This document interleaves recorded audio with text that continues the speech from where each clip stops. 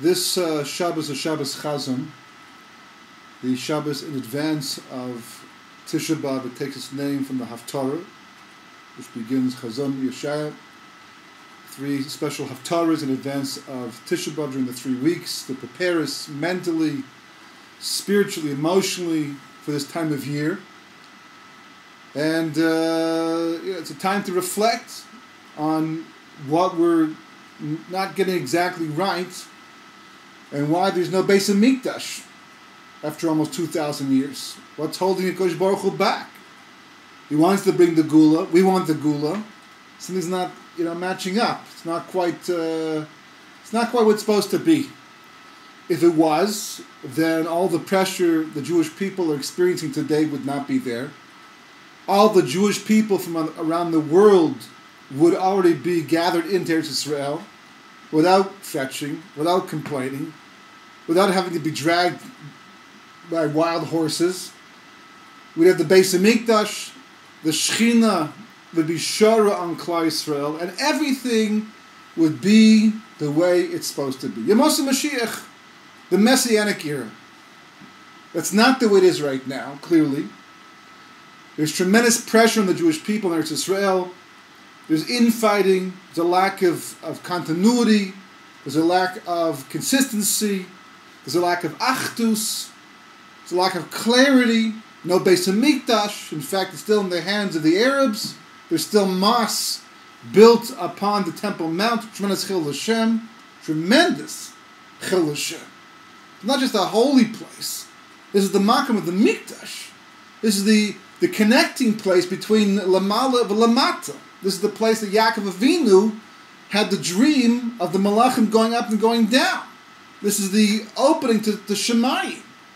How dare anybody try to build on this place?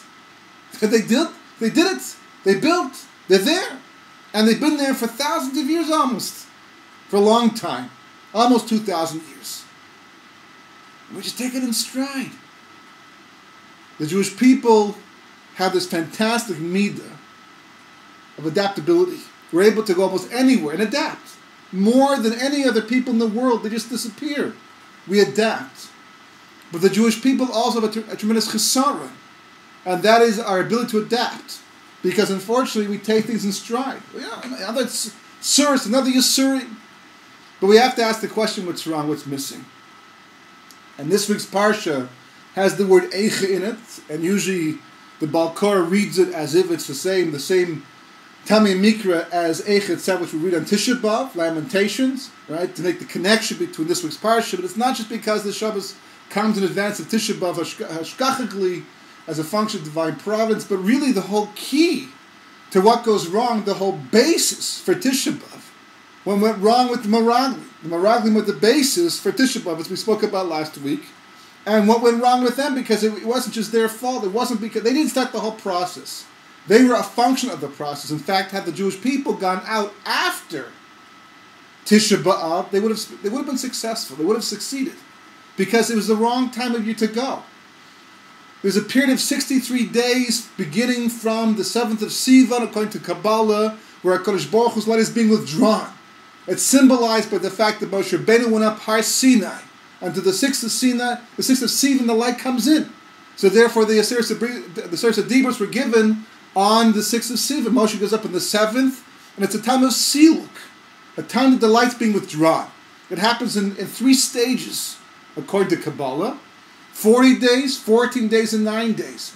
This corresponds b'diyuk. The first 40 days after Moshe went up, he came back down. And Yud Zayin Tammuz, when the 40 days ends, that's when Shviras HaKelim, the breaking of the vessels pre-creation, takes place. And that's the breaking of the Luchos. It's built into Maaseh Bereshis, long before the Meraglim walked the face of the earth.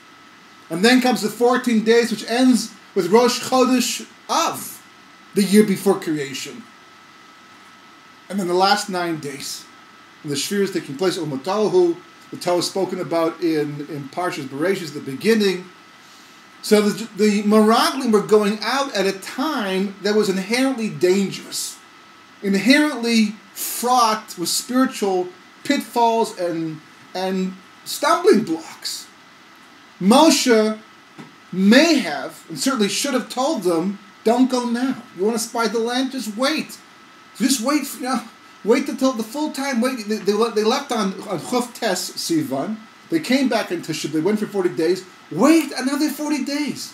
Wait until the 10th of Av, when the period of Tikkun begins.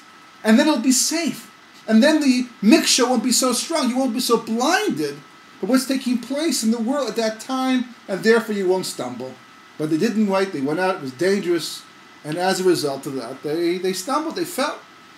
So whatever happened to the Meraglim, the Bechinas China, whatever would cause them to do what they did in the end, was really the result of something already built into Ma'aseh Bereshis that makes this period of time an inherently dangerous time spiritually and therefore physically for Klal Yisrael. You have to know that. And the key to all of that is in this week's Parashah.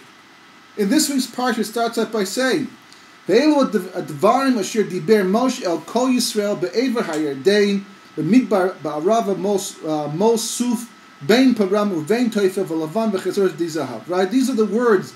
This is Moshe's final day of life. The whole Sefer is Moshe's final parting words to the Jewish people, talking about the fact, giving them musar and giving them direction for the future. And it says these are the words that Moshe spoke on the east side of the Jordan River, right by Rava Mul Suf, opposite Suf, Bein Param, Bein Tofel, right, Lavan, V'cheseres, V'dizahav. These are the coordinates. Rashi explains what all these different names mean, what they allude to, and in terms of Jewish history. Achadasar Yom Mechayev Derech Har Sinai, Har Seir, Ad Kadesh Barnea. Right, 11 days from, right, Mechayev from Har Sinai, which is called Chorev, right, Derech Har Seir, by way of the mountain of Seir, in Esau's territory, Ad Kadesh Barnea, to the south of Eretz Yisrael. That was the proper way for the Jewish people to enter the land. The most remarkable thing was 11 days journey from Har Sinai to Eretz Yisrael for the Jewish people, and instead it took us 40 years of wandering.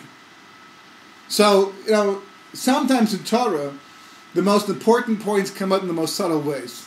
The truth is, as subtle as this is, it's actually quite Kabbalistic. In fact, it's extremely Kabbalistic. In fact, it's the most Kabbalistic of all Kabbalistic things, or at least part of it in the end. But there is a simple application for understanding what went wrong at the beginning of history or prehistory, what's the basis of all that goes wrong historically since then, and how it applies to us today. And that is this one verse that mentions the fact that it was 11 days' journey. Now, 11 is not a number that seems to be significant at first, but Kabbalistically it's extremely significant. And without going into the entire story right now, this is also in the big picture. This is the basis of the book that I wrote called The Line of 36, which is all about this equation. Extremely beautiful and elegant equation. 3 simple numbers that sum up the entire purpose of life, what goes right, what goes wrong, alludes to the tree of knowledge of good and evil. At some point in time, we have to have a share in this idea because it's so central, so important. But over here, we're just touching it. And that is the fact that 25 plus 11 equals 36, or 25 subtract 11 equals 14. Now, each of these numbers are extremely significant, but without going to the sources and going to the proofs of why this is the way it is, I just basically spell it out very simply, very clearly. 25 is the number that represents the light that God made on the first day of creation, not a physical light, totally spiritual light, a light that God hid away, the Gemara says, on the first day of creation.